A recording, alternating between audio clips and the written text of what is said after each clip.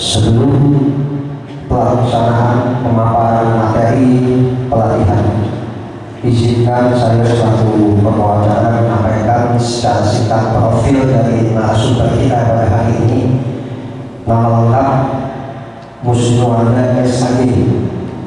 Barangkali supaya untuk mencairkan suasana di Bapak Ibu sekalian, supaya tidak tegang dan seolah-olah mencekam. SAG di sini adalah gelar sarjana agama ya, bukan sarjana alam goib.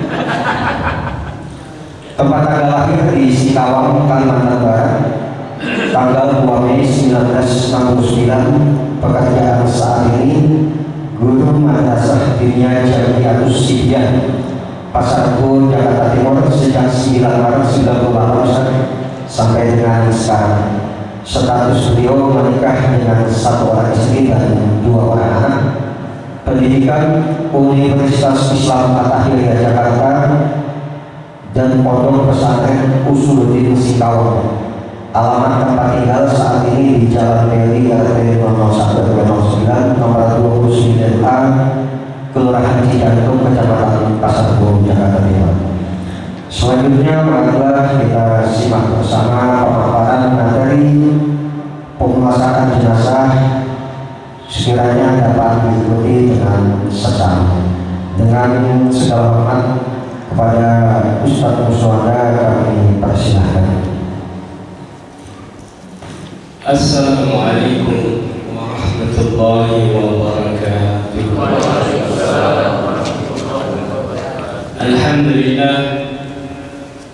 Alhamdulillah wahdah, wassalatu wassalamu ala man la nabiyya ba'dah, wa ala alihi wa sahbihi wa man tabi'ahu wa wala. La hawla wa la quwwata illa billah, amma ba'd.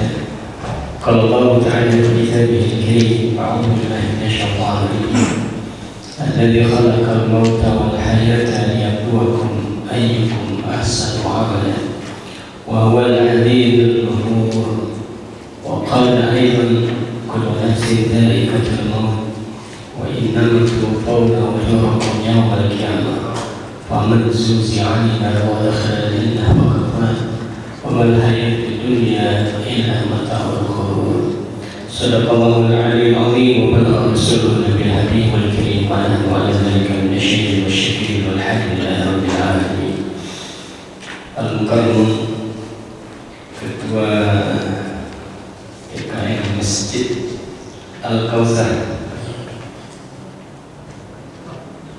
Perum Wilayah Telaga Permai, Bapak Asep Dasuki, yang kami hormati sahabat saya Bapak Ustadz Alain Miliar.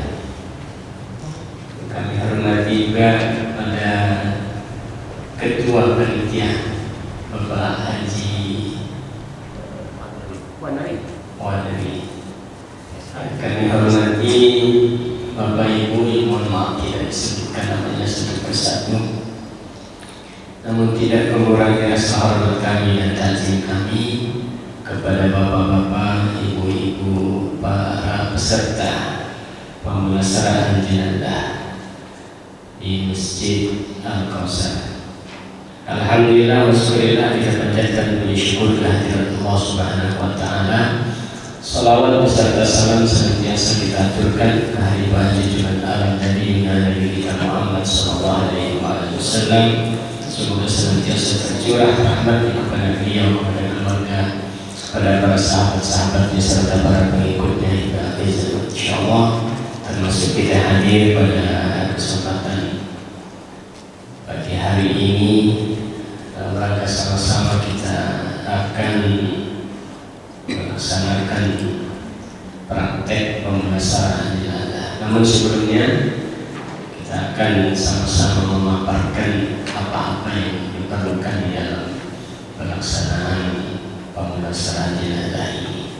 Selamat datang kepada para Bapak Ibu di sarjana alam gaib. Tidak panjang kalam, kita bahas ya, banyak di kalangan para penuntut ilmu. Ya. sudah mengetahui sunnah-sunnah merawat jenazah. Akan tetapi mereka enggan untuk melaksanakan memandikan, mengkafankan, mensolatkan. Ya, mulai dari alasan malas lah, nggak enak sama kaum tua lah, ya. Kemudian tidak percaya diri, ya, tidak ada kesempatan untuk mempelajari pemulasan jenazah ini. Nah, kali ini kita akan menyampaikan beberapa dalil, ya, yang bisa memotivasi kaum muda, ya, karena kaum tua itu sebentar lagi udah detik-detik diambang, sore. Udah dekat-dekat, udah mau diincar malaikat Israel. Adapun beberapa hadis yang memuat keutamaan pahala besar, ya, bagi seorang muslim yang mampu merawat jenazah dari mulai memandikan, mengkafani, mensolati, dan menguburkannya. Itu adalah kewajiban kita sebagai seorang muslim. Hadis yang pertama, man ghassala musliman fakatama alaihi ghafarallahu lahu arba'ina marrah. Barang siapa yang memandikan mayit lalu menyembunyikan aib-aibnya, Allah akan mengampuni dengan 40 kali ampunan. Jadi kalau mau urus jenazah itu yang pertama ibu, lisannya harus dijaga. Jangan sampai aib jenazah itu kita bongkar. Oh tadi saya ngurus jenazah, alhamdulillah, gitu ya. Harusnya bilangnya bau wangi aja udah, ya, bau wangi. Nah, jadi kita berusaha menutup aib-aib daripada saudara kita ketika kita ngurus jenazah. Itu yang utama. Ya, pahalanya itu Allah akan berikan 40 ampunan. Jadi kalau kita punya dosa, dan diampuni itu dosa-dosa kita itu. Dan barang siapa menggali kubur untuknya, maka akan diberi pahala baginya seperti pahala orang yang memberi tempat tinggal hingga kiamat. Tuh, ya. Kalau kita gali kubur, ada tukang gali kubur sini? Kalau nggak ada, boleh datang tukang gali kubur. Dapat pahalanya, diberikan tempat tinggal di hari kiamat. Nah, kemudian barang siapa yang mengkafaninya mayit, ya, Allah Ta'ala akan mengkafaninya dengan sutra halus, ya, dan buludu, ya, di surga di hari kiamat nanti, ya. Sudah dikasih hadiah, ya. Kalau nggak sekarang nanti kalau kita udah masuk ke alam akhirat, ya, kita baru tahu tuh pahala kita. Kalau sekarang belum dilihatin. Kemudian ada lagi pahala besar yang lain. Di sini ada dua syarat. Al-Imam Al-Bani menjelaskan kedua syarat tersebut. Ada pahala yang besar. Waliman tawalla wasalahu ajra 'aliman bi syarti itsnain. Al-awwal an yastari 'alaihi wa la yahdatha bima qadiri min Qaul sallallahu alaihi wasallam, man wasala musliman faqatama alaihi qaradahu arba'ina maratan wa min hafara lahu wa adannahu wa ajra alaihi. Jadi bagi orang yang bertugas memandikan jenazah ini akan mendapatkan pahala yang sangat besar. Yang pertama, hendaklah yang menyembunyikan aib jenazah tadi. Kemudian yang kedua, hendaklah ia melakukan hal tersebut karena mengharapkan wajah Allah, artinya mengharapkan balasan dari Allah, ya.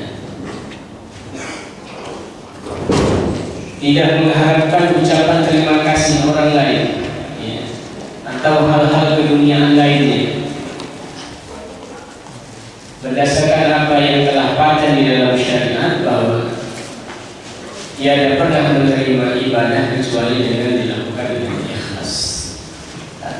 nggak mengharapkan upah gitu ya. Apalagi kalau masang tarif. Dalam riwayat lain Rasulullah SAW bersabda, ya, keutamaan orang yang mensolati jenazah, jadi mensolati, ya, barang siapa yang mensolati jenazah kata Rasulullah, man shalla alaihi jenazah wa lam yatba'uha falahu. Barang siapa yang mensolatkan jenazah dan tidak ikut mengiringinya, maka baginya pahala 1 qiraat. Jadi dia nyolatin doang dapat 1 qiraat. Walau qiraat kila wa mal qiratani wala asgharu huma mislu Uhud. Ada yang bertanya, apa yang dimaksud 2 qiraat? Jadi kalau dia nyolatin jenazah sama menguburkan dapat 2 qiraat. Sahabat tanya, apa 2 qiraat itu ya Rasulullah? Ukuran terkecil dari 2 qiraat adalah semisal gunung Uhud. Nah, ya, kalau yang nggak pernah ke Madinah, ya, ada gunung Uhud. Nah, udah ada yang naik gunung Uhud. Mudah-mudahan yang hadir di sini bisa berangkat umroh atau haji, insyaallah bisa lihat gunung Uhud. Ya. Nah, jadi seukuran itu tuh. Jadi kalau kita nyolatin jenazah dapat 1 qiraat, ya, sama dengan pahala ini 1 gunung. Kalau kita nyolatin dapat 1 gunung, nganternya ke makam juga dapat 1 gunung. Ya. Nah, kemudian seorang mensolati jenazah yang tidak ikut mengiringinya keluar dari rumah, maka yang mendapatkan pahala 1 qiraat. Kalau dia nyolatin doang, kemudian menyaksikan pemakaman jenazah, dia nggak menyolatkan, ya, maka berdasarkan konteks hadis ini mendapatkan 1 qiraat, meskipun dia mendapatkan pahala secara umum sesuai dengan kadar amalannya. Jadi kalau dia cuma ngantar doang, nggak nyolat, nggak sholatin, nggak dapat 1 qiraat, ya dapat ini doang, dapat pahala. Ya nggak banyak, dia dapat 1 qiraat. Ya. Tapi kalau dia menyolatkan, dia tidak mengantarkan, dia dapat 1 qiraat. Kemudian dia tidak menyolatkan, cuma mengantar doang, juga nggak dapat 1 qiraat itu. Ya. Dan ketika jumlah jenazahnya yang disolati bertambah, maka akan bertambah pula pahalanya. Ya, qiraatnya akan bertambah. Misalkan 1 RT ada yang meninggal 3 orang, itu ada pernah waktu COVID itu, ya, dapat berapa qiraat tuh? Ya, kalau nyolatin dapat 3 qiraat itu. Nah, jadi ketika jumlah jenazah bertambah, maka akan bertambah pula qiraatnya tadi. Baik ya, ketika kita bisa sampaikan untuk motivasi kaum muda, kaum muslim, ya, dalam merawat jenazah, ada sabda Rasulullah, ma min rajulin musliman yamutu fayaqulu ala janazatihi arba'una rajulan la yasriquna billahi syai'an illa syafa'ahum Allah bih. Tidaklah seorang lelaki muslim mati kemudian disolatkan jenazahnya oleh 40 orang yang tidak berbuat syirik sedikit pun kecuali Allah akan memberikan syafaat kepadanya.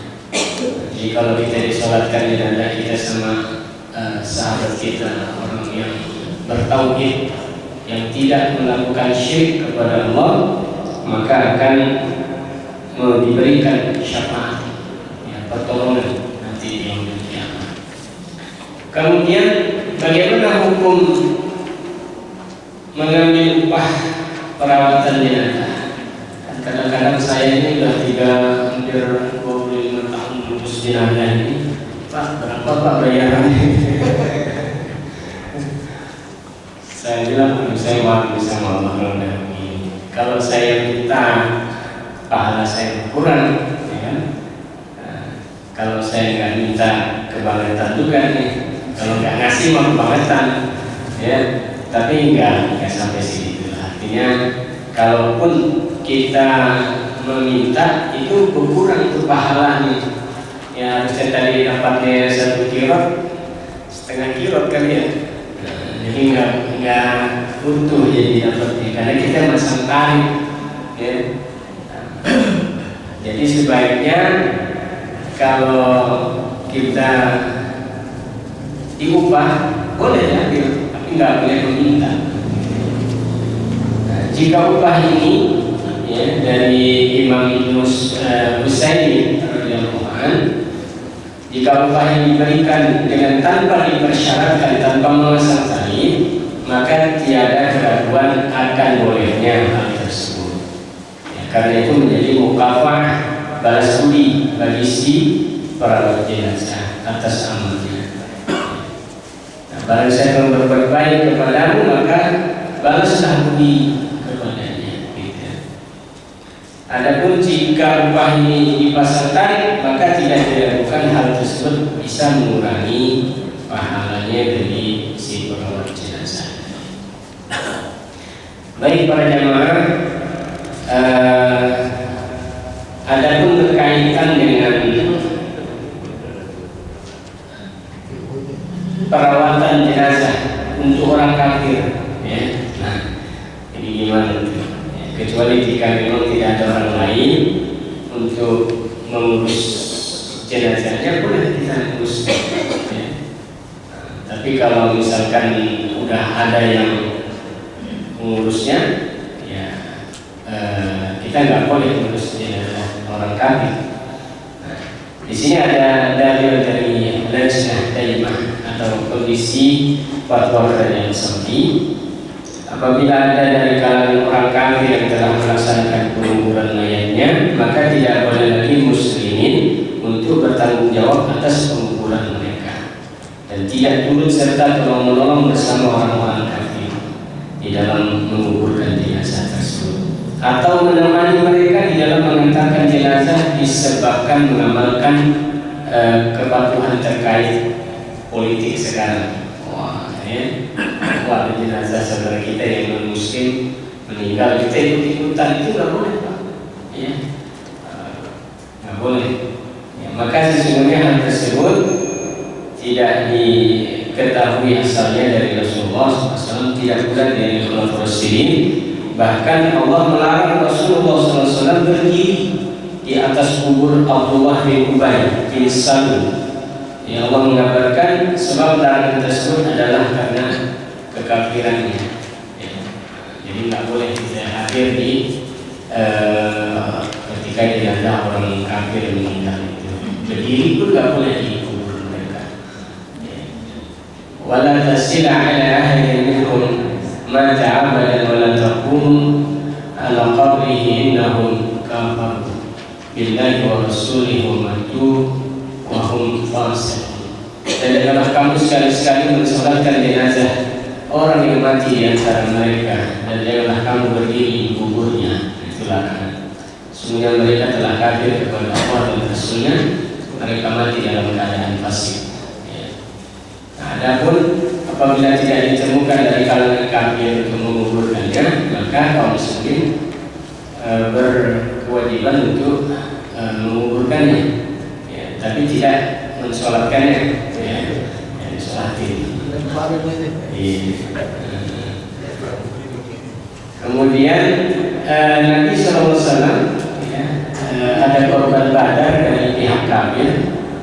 Juga ketika pamannya Abu Thalib wafat, ya, Rasulullah SAW berkata kepada Ali radhiyallahu anhu, pergilah kuburkan, ya, kuburkan dia, karena nggak ada yang kuburin. Dari situ kemudian kita lanjut lagi karena waktunya udah singkat, karena kita akan praktek lagi, ya.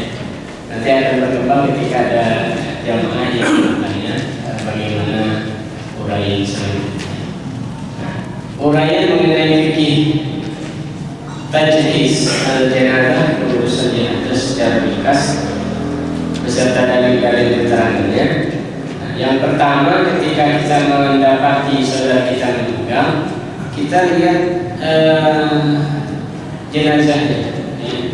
Biasanya matanya kan suka melotot, Pernah lihat ya? Motor nanti. Karena jenazah itu arwah itu ngikutin matanya itu ngikutin arwahnya keluar. Ya, biasanya naik ke atas ngikutin arwahnya keluar. Ya, tapi kalau yang matanya ketutup jarang. Nggak mungkin juga kalau dari bawah keluar, ada yang dari bawah keluar. Biasanya dari atas, ya, ke atas, jadi mata ini ngikutin. Nah kemudian dianjurkan kita memejamkan mata orang yang meninggal. Ya. Dalilnya adalah dari Abu Salamah. Rasulullah mendatangi Abu Salamah yang telah meninggal. Ketika itu kedua matanya terbuka, maka Nabi SAW memejamkan mata kedua Abu Salamah dan berkata, Inna ruha idza qubidu tabi'ahul basar. Sesungguhnya bila ruh telah dicabut, maka pandangan matanya mengikutinya. Ya. Nah kadang-kadang kita melihatin di penjamin ini matanya masih melotot juga. Ada juga tuh. Nah kita ambil minyak sayur Pak, minyak sayur atau minyak zaitun diusap-usap di matanya. Biasanya kalau udah dimandikan itu biasanya ditutup sendiri. Begitu juga ini rahang suka kebuka begini. Biasa kalau agak susah dikasih minyak sayur aja, ya, dilemes-lemesin, nanti dia akan. Biasa juga kalau dimandikan dia langsung ketutup sendiri, gitu. Kemudian ulama ijma bahwa memejamkan mata mayit hukumnya sunnah. Ya. Ketika memejamkan mata jenazah tidak ada zikir yang khusus atau doa yang khusus. Ya, doa apa aja? Allahumma pilih boleh kita doakan. Ya. Rasulullah memejamkan mata Abu Salamah doanya Allahumma fir li Abi Salamah. Kalau ada yang jenazah yang namanya bukan Abi Salamah, ya sebut aja namanya, ya, Allahumma fir ya, Zainuddin misalkan. Ya. Boleh kita baca, ya Allah ampuni saudaraku. Ya. Paling itu yang harus kita kita bacakan kepada jenazah yang matanya belum tertutup. Ketika mayat meninggal ditutup mulutnya, ya, itu dikhawatirkan mulutnya terbuka. Ketika dimandikan masuk air terlalu banyak. Ya. Nah, jadi usahakan mulutnya tertutup sebelum kita mandikan itu. Adapun tata caranya longgar, ya, kita ikat sini ini, ikat. Tapi jangan kencang-kencang, jangan pakai tali rapia kasihan. Pakai kain yang agak lembut, ditekan sampai dia tertutup mulutnya, ya, rahangnya, kedua giginya, mulutnya. Ya. Adapun caranya dilonggarkan, ya, menggunakan kain yang lebar. Kali itu udah begitu, dan biasa dah kalau di sini, ya, jangan biarin buka gitu, kasihan, nanti jadi fitnah. Ya. Anna Rasulullah SAW hina tuwafina sujjiyya bi burdin imarah.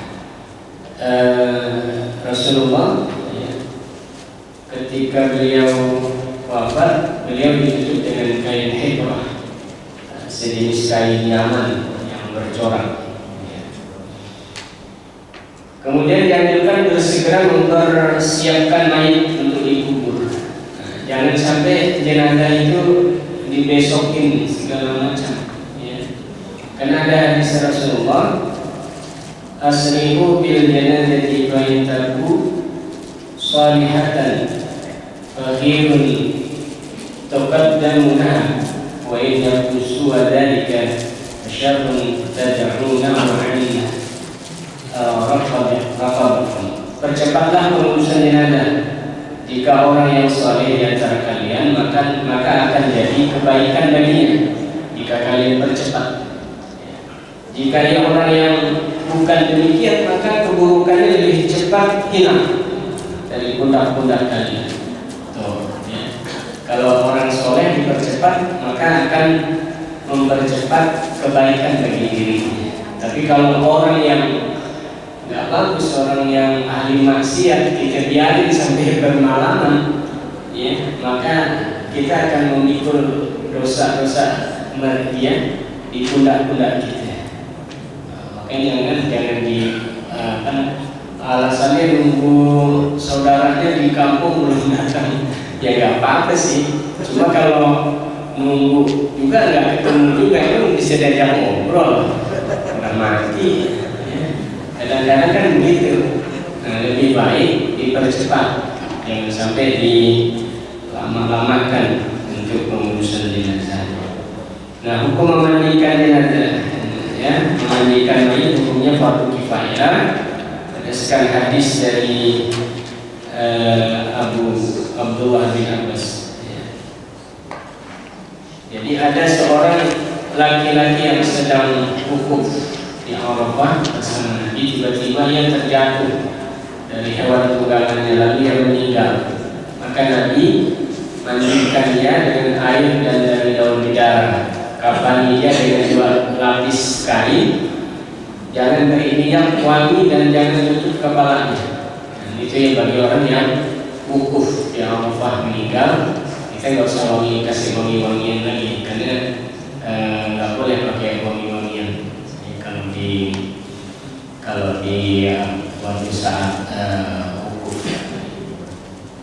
Kemudian kenapa dia nggak dikasih wangi-wangian?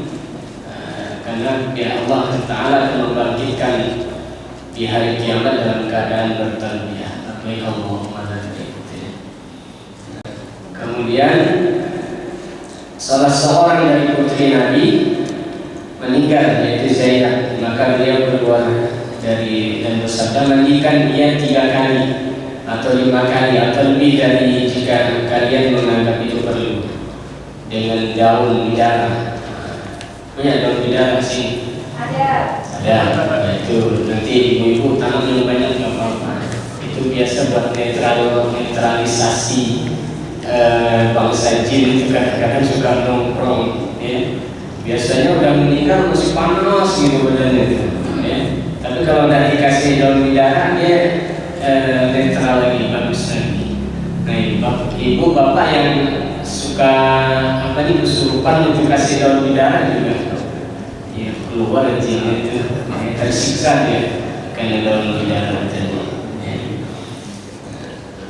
Jadi kalau mau ruqyah boleh sama saya ruqyah juga.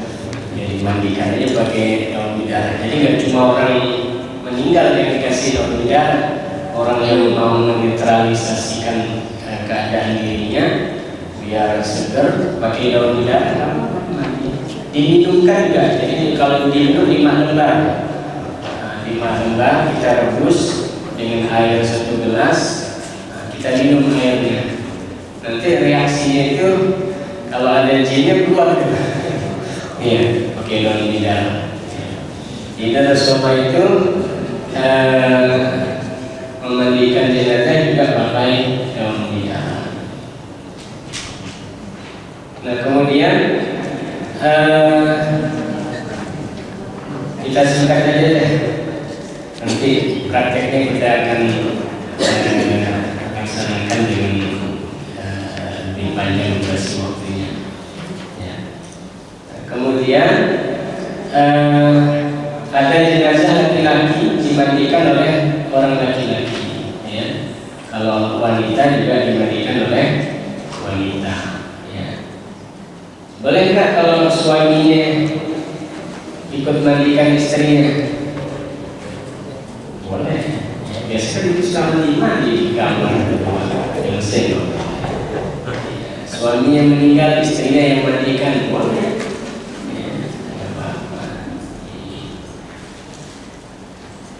Karena kan ya karena kecuali suami sama istri, ya kalau dia tidak biasa dia nggak boleh dipegang. Kan ada yang begitu tuh, Dijodoh jangan diwuduin, jangan dipegang lagi. Sebenarnya yang mati itu udah nggak ada syahwat lagi, dia udah nggak batal. Yang batal itu yang hidup, gitu. Paham nggak maksudnya itu? Iya. Jadi kalau istri meninggal udah diwuduin, lagi pegang, boleh aja, nggak apa-apa. Karena kalau jenazah yang udah mati, yang udah meninggal itu nggak mungkin ada syahwat kecuali yang ini. Yang membatalkan itu karena syahwat tadi. Wahai Rasulullah, mengenai aurat kami, kepada siapa boleh kami tambahkan dan kepada siapa yang tidak boleh ditambahkan, Rasulullah menjawab, tutuplah auratmu kecuali kepada istri atau budak wanita, kecuali bagi anak yang berusia kurang dari 7 tahun, maka dimandikan oleh lelaki atau wanita boleh. Ya, kalau dia di bawah umur 7 tahun. Ya, kalau udah 7 tahun ke atas itu nggak boleh. Ya, harus kalau dia laki maka dimandikan laki. Kalau yang perempuan itu harus perempuan. Nah, kemudian kalau jenazah yang usia berapa tuh, ada 4 bulan. 4 bulan itu harus sudah dimandikan dan dikafankan. Tapi kalau usianya di bawah 4 bulan itu nggak perlu dikafankan, nggak perlu disolatkan, karena dia belum berupa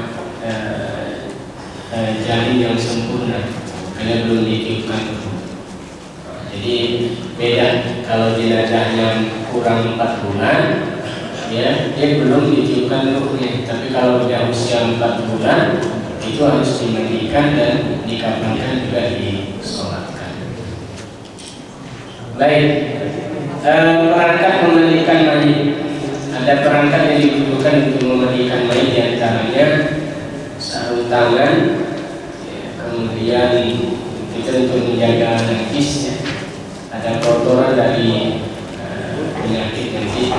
Kemudian ada masker, ada spons pengosok atau kain untuk membersihkan mayat tadi itu, ya, ada kapur balus, ada daun sirih, bisa diganti dengan sampo juga boleh. Ya, 1 ember sebagai wadah, 1 ember sebagai wadah air kapur balus. Nah, kemudian ada jenazah yang mau dibawa ke Jawa misalkan, yang dalam perjalanannya itu 17 jam, ya. Nah, kita nggak usah kasih wangi-wangian, ya. Kita mandikan saja pakai sabun, kemudian jangan pakai minyak wangi, jangan pakai kapur balus, karena proses pembusukan itu lebih cepat. Jadi kita pakai kopi bubuk, jangan pakai kopi saset, ya. Kopi bubuk. Ya, saya kadang-kadang kalau mau dibawa jenazahnya ke Jawa, pakai kopi apa, Pak? Kopi 2 kilo. Wah, lumayan banyak juga 2 kilo, ya. Ya. Yang 1 kilo buat jenazah, 1 kilonya bagus.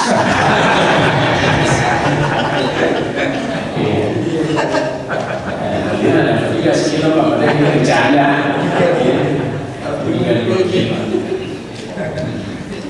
Kemudian jenazah itu, ya, kita lemaskan dulu. Persendian kita lemaskan. Jadi kalau ada jenazah yang udah, kalau orang yang sering wudhu itu lemes, Pak. Jadi nggak susah kita menutup itu. Kalau ini kadang-kadang keras, karena nggak pernah sholat gimana? Ini kadang-kadang suka ini nggak bisa ditekuk begini, karena kan ini harus masuk air, ya, harus masuk air. Kalau nggak masuk air kan nggak sah deh cara mandinya. Kita harus dilemesin dulu. Jadi air sabunnya itu harus direndam dulu, sabunnya direndam dulu biar agak-agak lembut, ya. Kemudian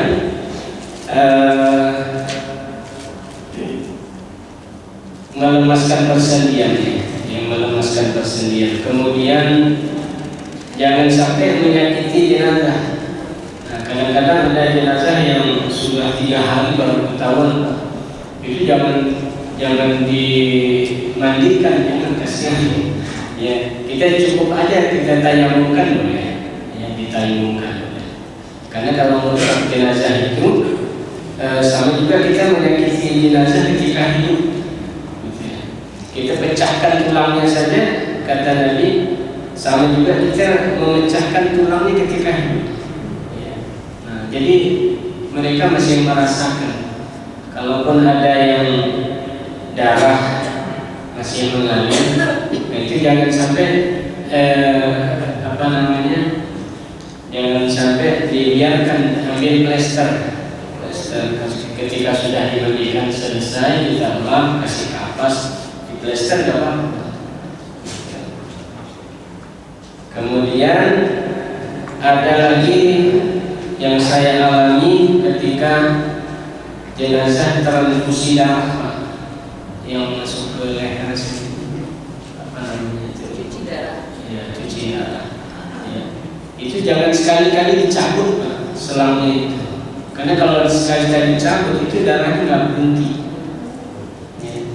Nggak apa-apa, biarin aja ditempelin di sini. Berarti kan kita udah menaikkan. Tapi kalau kita cabut, itu kita mau nutupnya lagi itu susah.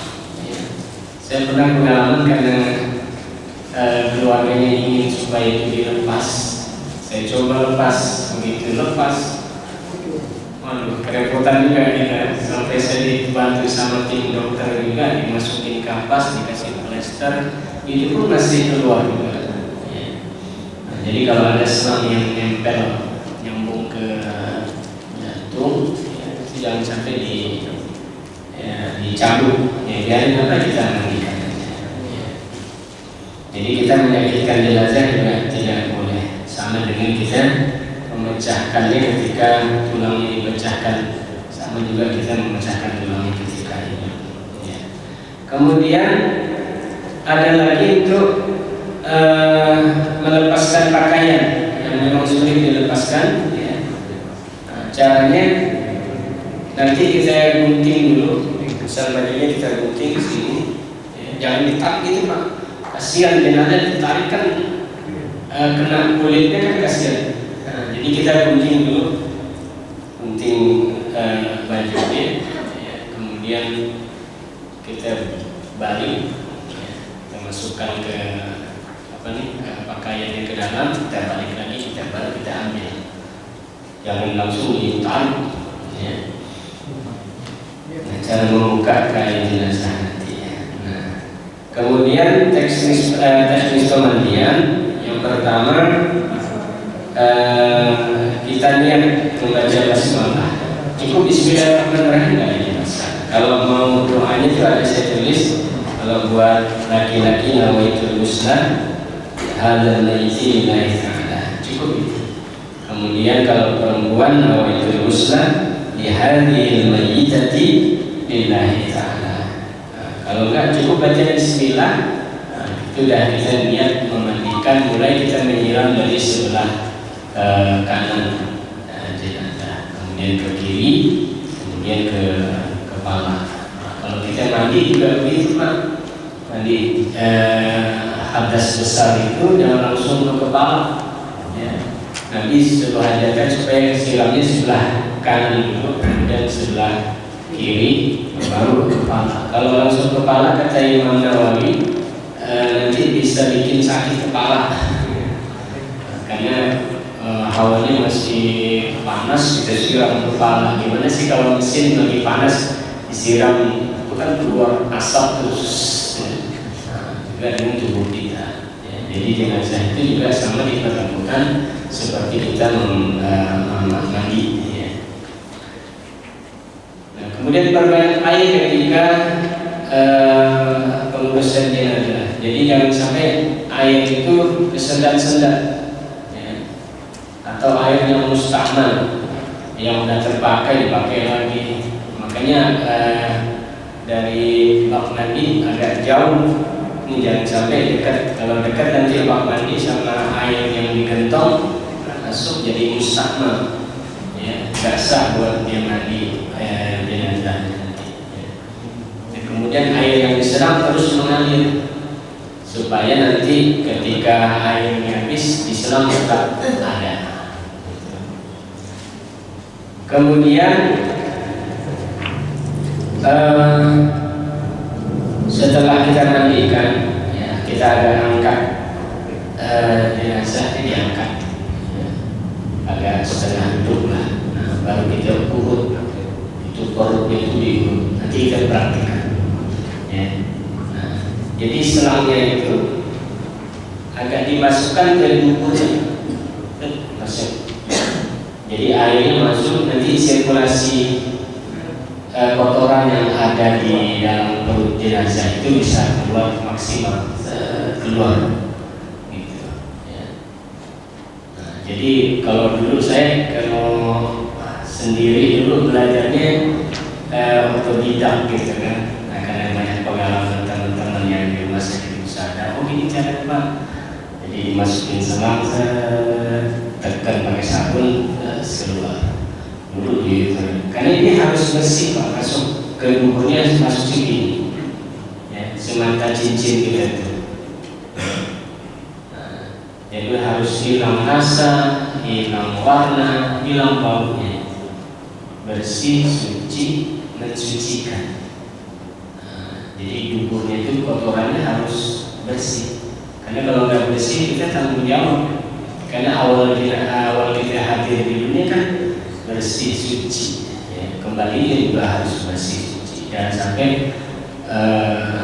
jenazah ini kita nggak bersihkan. Yang penting itu Pak, mengeluarkan kotoran itu yang penting, ya. Nah, kalau sudah bersih maksimal kita tes lagi Pak. Kalau ini saya suka pakai apa namanya ini, pakai kain putih, tes, masukin ke duburnya lagi, ya. Masih kuning nggak? Kalau kuning berarti belum sah. Nah, jadi harus bersih. Kecuali udah 2 jam tak, nah, tapi jenazahnya masih keluar kotoran, ada yang begitu, ya. Dengan kita ambil kapas nanti, dia urusannya sama Allah. Kita harus pandai-pandai lah jaga airnya. Jadi ada jenazah yang memang 2 jam masih keluar dari mulutnya, dari apa namanya, dari duburnya keluar. Kita ambil kapas, sumpel di duburnya itu, ya, karena khawatir kalau kita nggak sumpel itu keluar lagi, kena kain kafan, kita mandikan lagi, repot lagi. Nah, makanya harus disegerakan, ya, jenazahnya harus disegerakan. Kalau ibu-ibu hamil jangan diangkat-angkat lagi. Ya, misalnya ibu hamil meninggal, ya, jangan pakai diangkat, ya, kasihan, ya, biarin aja gitu, ya. Nah, sampai di sini barangkali ada yang mau tanya tentang memandikan jenazah atau yang lainnya. Ya, silahkan.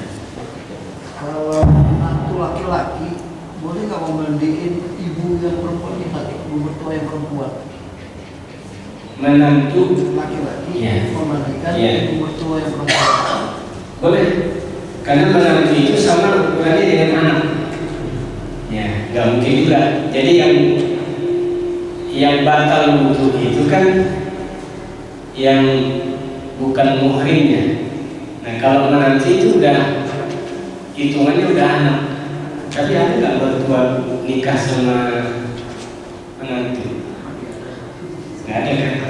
Ya, nggak ada. Kecuali zaman sekarang ada yang menjadi mantu sama yang haram hukumnya. Jadi boleh mantu laki-laki memandikan mertuanya, karena sama dia dengan sendiri. Ada lagi? Ya, kalau kebetulan ada selang, tadi bisa masuk ke dalam selang berarti si duburnya ya. masuk yang masuk sih juga enggak Pak, cuma di ujungnya aja. Jadi kita yang memasukkan itu air nih. Dari permukaan bulunya itu masuk air, tekan pakai sabun tekannya Pak. Ya, tekannya pakai sabun. Jadi nanti keluarnya terus langsung. Kalau misalnya tidak tersedia selangkah, berarti disiram. Kalau tidak tersedia selangkah, bisa. Cuma kita nggak maksimal Pak kerjanya. Karena kita kalau ada selang kan kita lebih maksimal. Karena airnya nggak boleh terputus. Ya, ketika mandikan jenazah nggak boleh terputus airnya. Maka kita dibutuhkan selang yang agak kecil lah, jangan terlalu besar Pak selangnya. Ya kalau masuk selang ini dulunya segede apa. Jadi agak lembut boleh, agak kecil lah, jangan terlalu besar. Ada lagi? Kalau misalnya itu teknisnya, kalau misalnya dari istrinya atau anak atau menantunya yang meninggal dan beda kelamin gitu, katakanlah misalnya istrinya yang meninggal, kan biasanya memandikan ibu. Nah, suaminya yang ikut, teknisnya gimana ya? Karena kan dirawat itu apakah berbarengan atau bergantian atau gimana gitu? Ya dikasih tempat aja Pak, nggak apa-apa. Kalau suaminya mau ikut mandikan, kalau misalkan yang mandikan jenazah itu paham, ya kasih tempat dikit. Misalkan dia kan kanan kiri kan, nah, sebelah kiri mungkin perempuan, sebelah kanannya laki. Gitu. Barengan nggak apa-apa. Ya, kalau dia suruh sendiri juga takut juga. Dia katanya begini. Ya, nggak apa-apa. Jadi dibarengin. Ibu-ibu barangkali, ya silakan ibu yang duduk. Bagaimana hukumnya memandikan jenazah dengan air hangat? Dengan air hangat. Kalau bisa jangan pakai air hangat, atau memandikan dengan air yang terlalu dingin. Karena ada hadis di dalam Dakwahul Akhbar itu, jenazah itu ngomong. Jangan mandikan aku dengan air yang panas atau jangan terlalu dingin. Nah, jadi hukumnya makruh. Ya, jangan sampai air hangat lah, kecuali yang lagi meriang. Bapak aku pakai air hangat. Air biasa aja. Nggak usah merepotkan. Jadi udah air yang dingin juga nggak boleh, ya, atau yang hangat, ya. Kecuali bapak kita lagi meriang bapak tadi. Ya. Ada lagi ibu yang sebelah? Yang soal permasalahan pengambilan jenazah ya Pak ya. Saya mau nanya soal kan seringkali kan kalau dari rumah sakit ya, kalau dari rumah sakit itu mesti agak administrasinya agak lama. Ya, oke, ya, biar kedengaran jelas. Soal permasalahan persediaan jenazah. Jadi seringkali kan kalau meninggal di rumah sakit itu kan, pasti nanti kan ngurus administrasinya agak lama. Terus, ya untuk disampaikan sampai ke rumah itu kan, ya butuh waktu lama gitu ya. Otomatis kan, ya kondisinya kan mungkin udah mulai kaku itu gimana Pak? Permasalahan persediaan jenazah itu biar bisa dimandikan dengan sempurna. Ya, baik. Jadi memang kalau di rumah sakit itu nggak cuma 1 jam, 2 jam, 3 jam, kadang belum kelar juga tuh administrasi. Nah, jadi kalaupun memang kaku, ya, pakai minyak sayuran dan minyak zaitun dengan mesin. Biasanya kalau udah kena sabun atau kena air, jenazah tidak langsung lemes sendiri. Jadi ikutin aja biasanya. Kecuali nggak sholat kalian susah. Saya bilang keras, ya. Atau mungkin meninggalnya ketika kena stroke. Yang kalau kena stroke itu memang agak keras loh, udah kayak robot.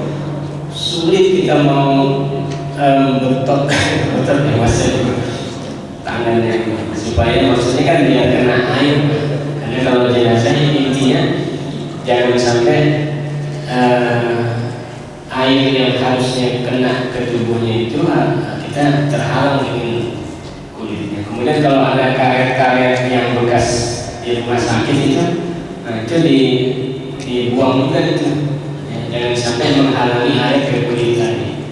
Jadi pakai minyak kayu putih, nah itu lebih nyaman kalau dilepasnya itu karet-karet yang bekas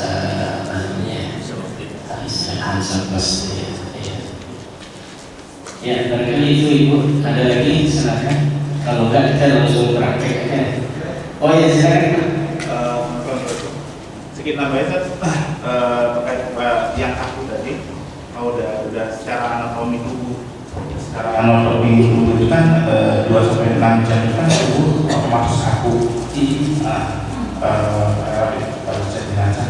Cuma permasalahan kalau sudah dalam kondisi yang kaku seperti itu, apakah kita tetap harus memaksakan tadi masih ada gini kan agar cukupkah membantu malah ibaratnya atau ini karena kita sampai tadi patah atau gimana? Jadi nggak boleh kita terlalu memaksakan, karena jenazahnya itu udah 6 jam biasanya berubah, jadi udah kaku. Kita nggak usah memaksakan. Jadi kalau misalkan bisa, kita maksimalkan. Tapi kalau misalkan udah kaku banget, asal dia bisa masuk air itu udah maksimal. Artinya udah bisa masuk air di celah jarinya, celah siku. Ya. Nah jenazah itu kalau udah 6 jam,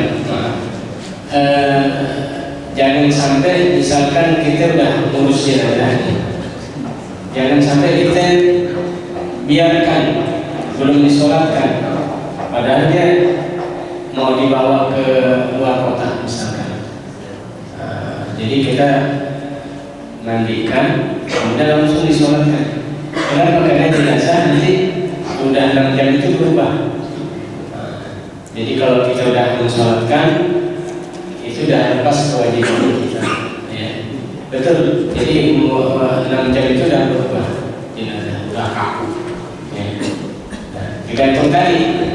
Saya bilang kalau orang sering kenal wudu, sering sholat, insya Allah jenazahnya biar kata 6 jam juga lemes saja sih, nggak susah. Kadang-kadang 12 jam juga, dari mulai dia pagi sampai besok ketemu pagi lagi. Ya, alhamdulillah yang saya alami mudah ya bagi orang yang suka melakukan wudu. Tapi yang nggak sholat sih memang agak susah ya. Ada lagi? Satu-satu. Ya. Kalau wanita berubah jenis kelamin banyak nih, kemudian udah berubah jenis kelaminnya jadi wanita, itu memandikan pria atau wanita? Pengalaman saya seperti ini. Jadi ada jenazah, namanya si cewek perempuan, namanya laki. Gardianto. Iya. Iya. Nah, namanya siapa? Gardianto. Yanto apa Yanti? Tapi panggilnya Yanti. Dan ketika jenazahnya dimandikan, ada jenis kelaminnya laki. Nah, kemudian yang saya baru ngehnya itu ketika jenazah dimakamkan, kok banyak manusia planet di sini. Cakep-cakep gitu. Nggak tahu suaranya suara ini laki gitu. Emang ini siapa sih orang banci yang meninggal? Astagfirullahaladzim gitu. Tapi memang kalau dimandikan itu biasa aja. Jadi jenazahnya seperti laki, kembali lagi ke asalnya. Mungkin kalau perempuan ketahuan juga dari perempuannya. Jadi nanti akan terlihat tersendiri ketika jenazah itu dimandikan. Ya. Ada lagi? Ada jenazah. Ya. Itu giginya dipakai gigi emas. Gimana sih? Kalau giginya emas, kalau bisa dilepas dilepas. Tapi kalau tidak bisa dilepas, nggak boleh juga dipaksakan. Ya. Nggak apa-apa, udah biarin aja. Kalau kita tarik gigi, kelihatan jelek banget. Ompongnya kelihatan gitu, gigi palsu. Makanya kalau yang punya gigi palsu, lepas sendiri dah. Karena jenazah itu saya kalau disuruh buka giginya itu nggak mampu, ditarik pakai tang nggak bisa. Karena udah nempel banget, udah nggak bisa. Ya, kalau kita seperti itu jangan dipaksakan. Ya, kalau gigi sendiri itu jenazah jadi juga deh. Iya. Jadi nggak apa-apa kan kalau dibawa ke umur nggak apa-apa. Termasuk soal perhiasan, ada contoh kayak cincin gitu. Kalau dikeluarkan susah, biar aja nggak apa-apa tuh. Nggak apa-apa. Ya asal kita dia bisa gerak-gerak bikin nggak apa-apa, asal dia masuk air tadi. Ya, maksimal. Jadi kalau misalkan cincin nggak bisa dilepas, itu harus manggil damkar gitu. Kalau panggil nggak punya alat itu buat ini, kasihan nanti merusak jarinya, copot lagi, repot juga sih. Akhirnya Nggak apa-apa mau panggil damkar. Akhirnya bisa juga dicopot, dia pakai tang. Pakai tang. Jangan Pak, kasihan. Kalau pakai tang, kasihan. Itu menyakitkan jenazah juga Pak, kasihan. Ya, biar aja nggak apa-apa. Iya. Ada lagi tatonya Pak. Ada tato dan biarin, saya bilang buat kenang-kenangan dia ngubur. Gak usah dibersihin lah, kasihan. Ya, saya kan ini kan. Ya. Saya nyambung yang tadi Pak yang kalau ini yang transgender ya, transgender itu kan seringkali kan udah mengubah ya. Nah itu siapa yang memandikan Pak? Kalau terlepas orang keluarganya belum bisa gitu, apakah laki-laki atau perempuan? Contoh, ya dari laki ke perempuan tapi dia perempuan sebagian ininya postur tubuhnya operasi gitu Pak. Nah, terus siapa Pak? Yang memandikan bagi transgender itu bisa laki bisa perempuan, keduanya. Ya karena jenazahnya itu kan lebih dominan, saya katakan memang jenazah itu bisa berubah, ya kan? Dia lebih cenderung kemana nih? Ke perempuan atau ke laki? Ya. Nah, kalau dia berubah itu biasanya kalau udah meninggal saya katakan akan berubah sendirinya. Dia lebih dominan ke sifat perempuan atau laki, nanti akan ketahuan sendiri. Ya. Jadi kita ngambil itu aja, kecenderungan dia kemana nih?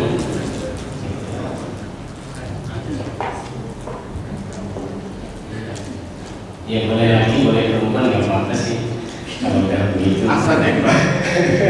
Ya. Kalau asalnya gimana? Kalau kondisi kita langsung kita ini dari laki transgender ke perempuan. Nah, kalau Android secara pengalaman kan bisa nanti berubah gini. Cuma kan kita secara orang awam kan belum tentu bisa tahu nih badannya laki atau perempuan. Karena orang laki juga ada badannya perempuan. Gitu kan. Cuma misalnya ketika ada kondisi yang seperti itu, apakah langsung kita blok? Ini kan udah transgender. Cuman ketika lahirnya dia laki-laki, langsung apakah asalnya itu laki-laki dari awalnya atau afternya itu? Iya, ngambil dari awalnya Pak. Tapi laki-laki. Iya, dari awalnya. Meskipun dia sudah berubah jadi perempuan. Dari awalnya kan dia laki.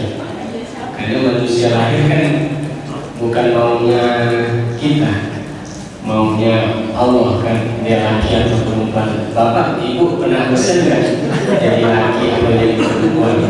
Enggak kan? Nah, jadi kita ngambil dari asalnya saja. Ya. Kalau memang dia waktu lahirnya laki, ya laki. Ya, dia mungkin nanti kelamin perempuan mah itu laki. Ya. memaksa lelaki jadi perempuan, gitu ya. Jadi kalau kita memandang aurat, kita nggak boleh, ya. Aurat itu nggak boleh dipandang. Ya. Yang penting dia tahu laki, udah laki aja udah, gitu ya. Oh dia perempuan, udah perempuan. Ya. Ada perempuan jadi laki ada. Perempuan jadi laki ada. Biasanya kan nggak ganti kelamin kan? Ganti kelamin kan? Iya. Mandir bentuk itu Ustaz. Yang begitu kalau itu kan enggak.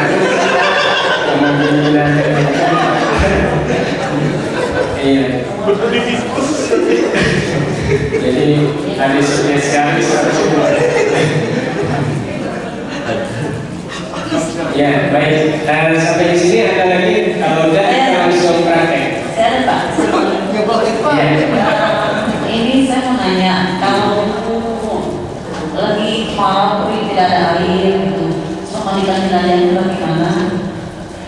Terus satu lagi, kalau suami istri dikumpulkan dalam satu yang sama itu boleh atau tidak?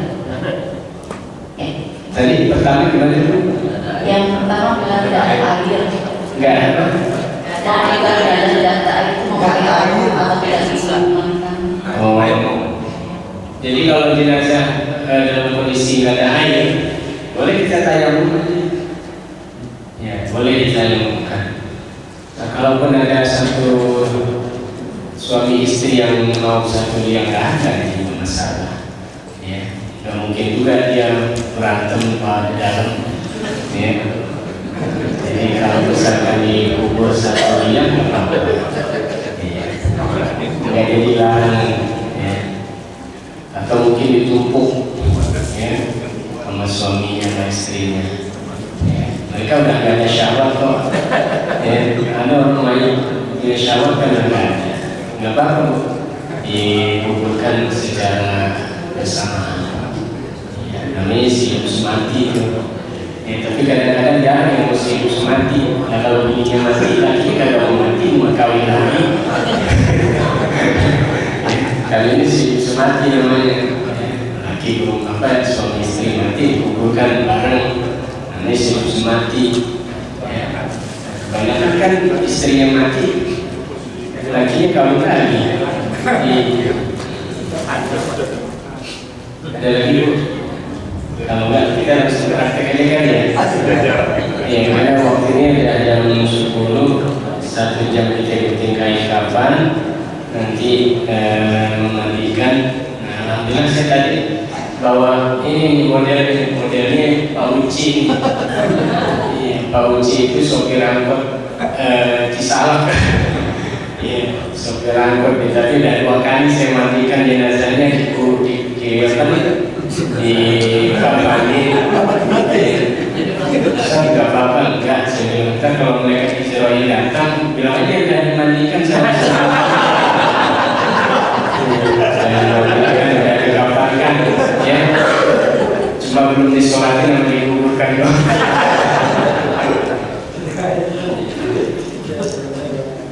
Ya, barangkali kita langsung praktek. Bapak Ibu nanti lihat cara menggunting kain kapannya, kemudian cara menyusunnya ya. Nah nanti setelah saya susun, saya acak-acak, ibu bapak nanti yang usulnya lagi, gitu ya. Baik, kita langsung berangkat ya Pak, karena ini waktunya tinggal 2 jam.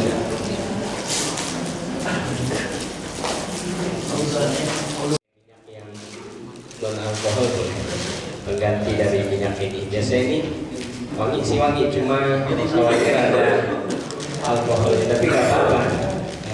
Alkoholnya cuma sedikit.